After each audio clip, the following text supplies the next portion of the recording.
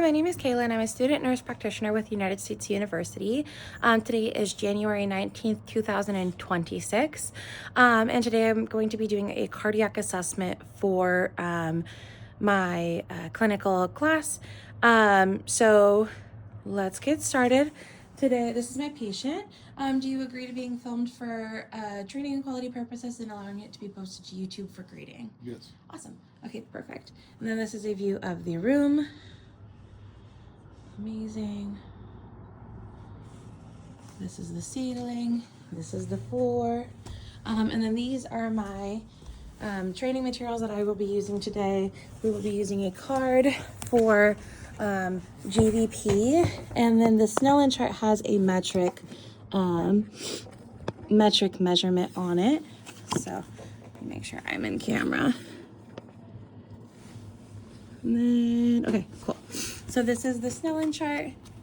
And then this is the metric measurements that I will be using. And this is just a card to kind of help with that process. And then this is my stethoscope. All right, so we're gonna go ahead and get started just by doing an exam, like inspecting the chest. So this is our patient, and they do have shorts on just for the assessment purposes. He has on a blanket just to give him some privacy.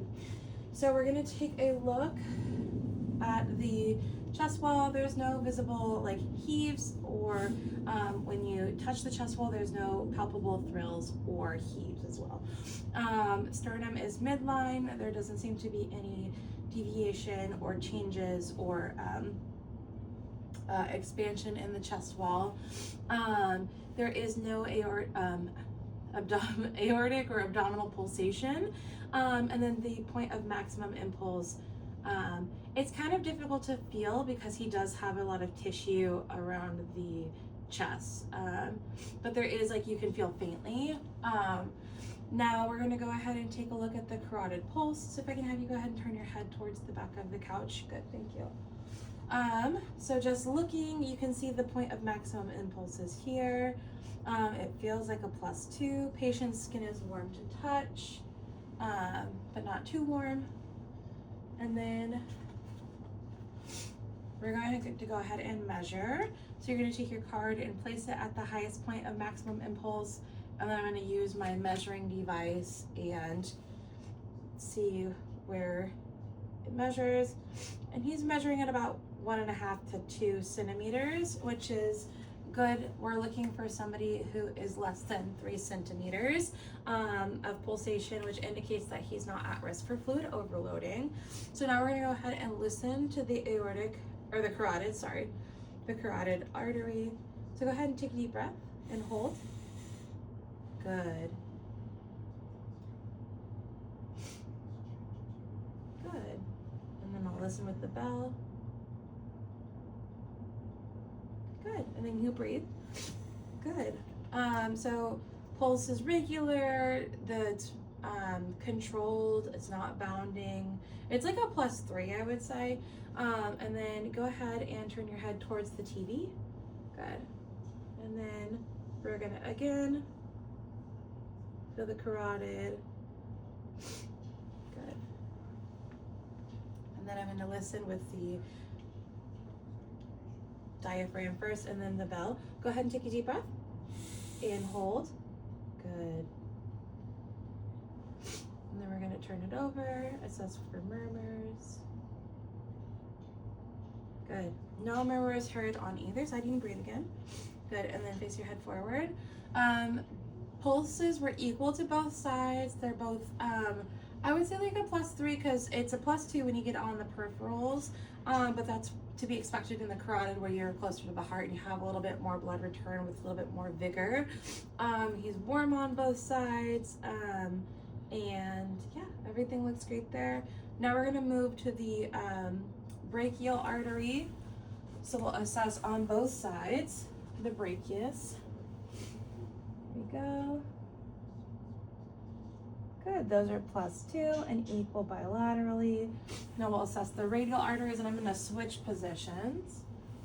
Good. Again, those are +2. And I'm gonna check his hands. There's no cyanosis here. Fingers are not clubbing. We're gonna go ahead and check cap refill on both fingers. Cap refill is less than 3 seconds.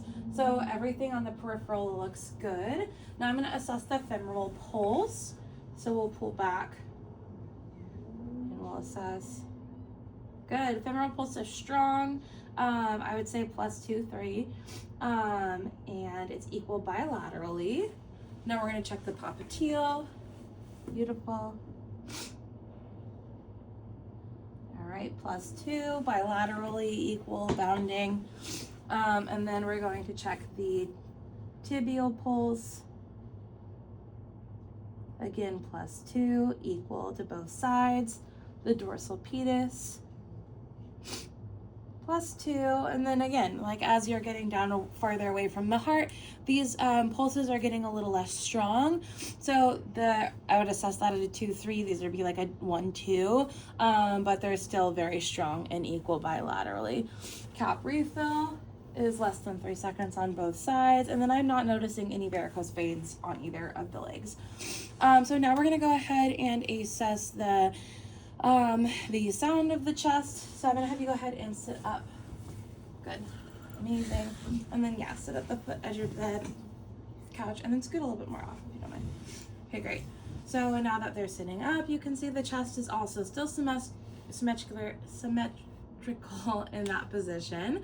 And then you can visualize the aortic pulsation a little bit more in this position, which is interesting because most of the time you can see it more when they're laying flat.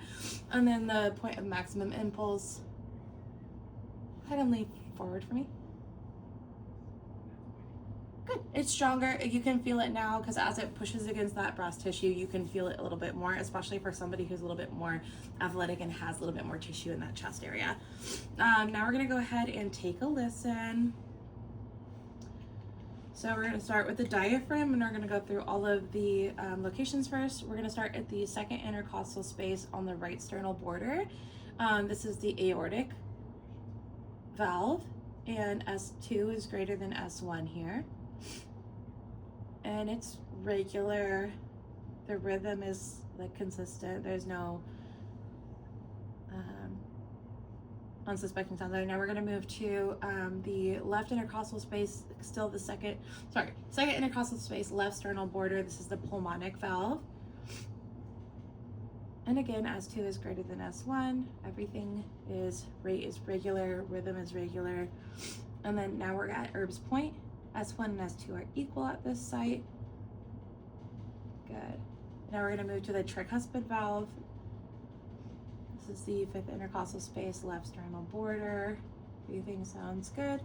And then now we're gonna move to the mitral valve, which is midclavicular. Good, and this is also the point of maximum impulse, and it is the strongest at the tricuspid and the mitral. S1 is greater than S2. Beautiful, and now we're gonna move back through all of those spaces with our diaphragm, with our bell, to assess for any murmurs. Beautiful, so mitral, tricuspid, Erb's, pulmonic, and aortic. Great. Everything seems normal. Rate and rhythm are normal at all sites. There is no murmurs or thrills noted anywhere in the heart. So thank you so much for your help today. And that concludes our cardiac assessment.